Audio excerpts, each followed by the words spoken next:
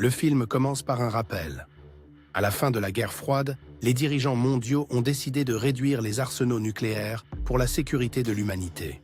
Mais la chute de l'URSS a tout changé. Le premier segment s'appelle « Virage ». Il commence à Fort Greely, au 49e bataillon antimissile en Alaska, sous les ordres du major Daniel Gonzalez. Entre deux rondes, les soldats grignotent des chips et encombrent leur poste. Pendant ce temps, à Washington D.C., dès le petit matin, prennent leur poste la capitaine Olivia Walker, officier de permanence à la salle de situation de la Maison-Blanche, son collègue William Davis et Kathy Rogers de la FEMA. En arrivant, Olivia doit déposer son téléphone dans un casier sécurisé pour éviter toute fuite de secrets d'État hors des portes closes. Olivia et William discutent de la journée à venir qui s'annonce tendue. La Chine a prévu des essais de missiles nucléaires et la Corée du Nord garde un silence suspect après ses récents succès. À Fort Greely, on détecte le vol d'un missile balistique intercontinental lancé quelque part dans le Pacifique. Le fait que le système de défense antimissile n'ait pas capté le lancement complique les choses. On ignore aussi qui en est responsable et s'il s'agit d'un tir réel ou d'un exercice. La salle de situation convoque une conférence d'urgence avec les responsables de la défense et passe au DEFCON 4. Fort Greely signale alors que le missile non identifié a atteint une orbite basse, ce qui indique un tir de combat et non un exercice. L'analyse montre que l'objet vise le territoire continental américain. Plusieurs villes du Midwest sont potentiellement menacées, dont Chicago. Moins de 20 minutes avant l'impact, Olivia ordonne de convoquer aussitôt le président et le secrétaire à la défense. Pendant ce temps, le major Gonzalez reçoit l'ordre d'intercepter la menace et lance un missile intercepteur depuis Fort Greely. Cette décision porte la menace au niveau DEFCON 2. D'autres pays pourraient mal interpréter ce tir depuis le sol américain et riposter par leurs missiles.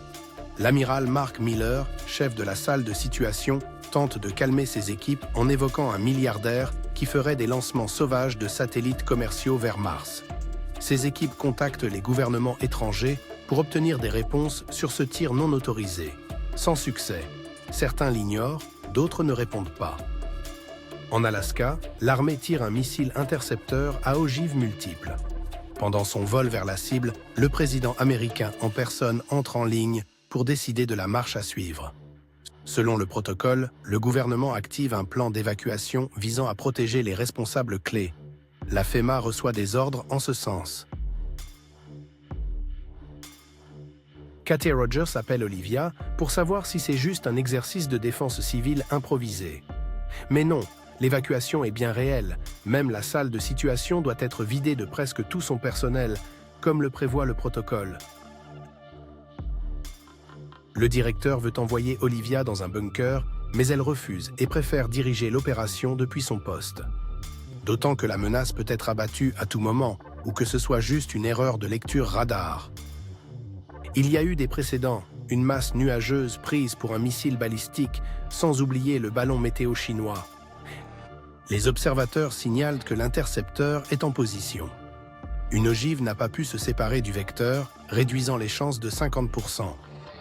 Mais la seconde ogive touche la cible. Le compte démarre, rien.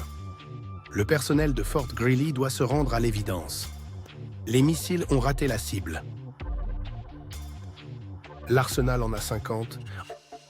En cas d'attaque massive, chacun sera nécessaire, impossible de les gaspiller. Voilà pourquoi Gonzalez n'ordonne rien. En suivant la trajectoire, il cible Chicago. Immédiatement, le gouvernement déclenche l'alerte maximale, le DEFCON 1. Après ça, c'est game over.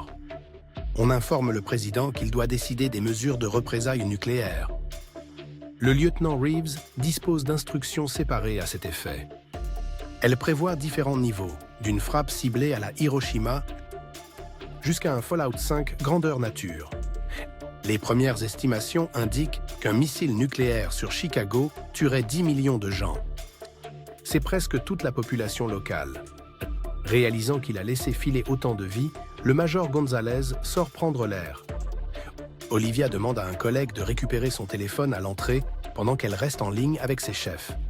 Dans le couloir, William conseille aux civils de rentrer chez lui, passer ses dernières heures en famille. Un subordonné prévient Olivia que riposter contre une cible incertaine ferait bien plus de victimes. Pendant ce temps, Katie Rogers figure sur la liste du personnel à évacuer vers le bunker souterrain de Raven Rock, conçu en cas de guerre nucléaire. Elle sort, des hélicos noirs tournent dans le ciel, une voiture avec chauffeur l'attend.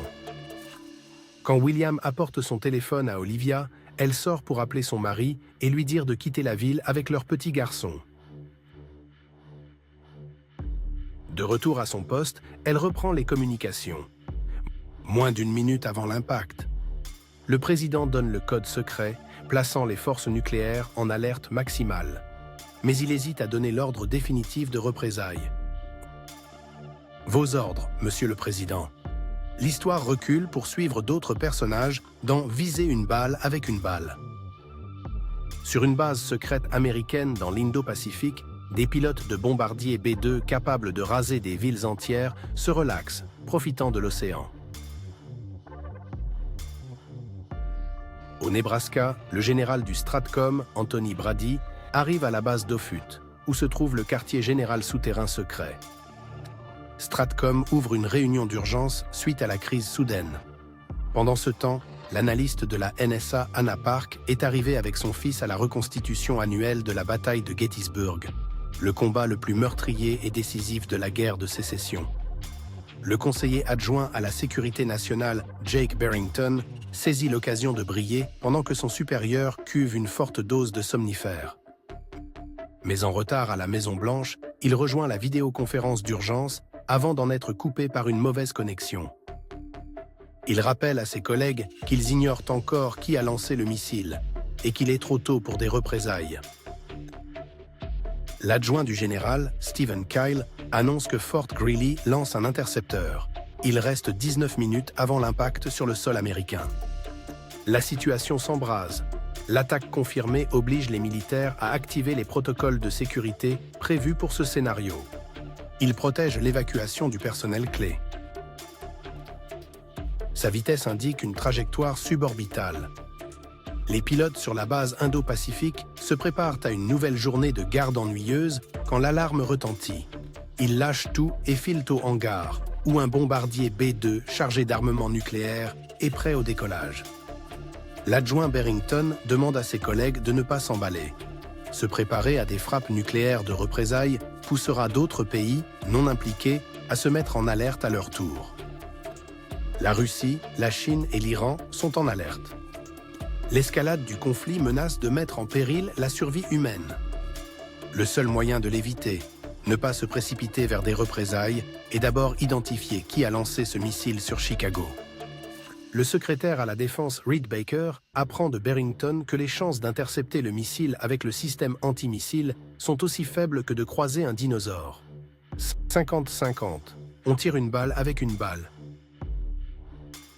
C'est suffisant pour semer la panique et évacuer Park en urgence en tant que spécialiste clé.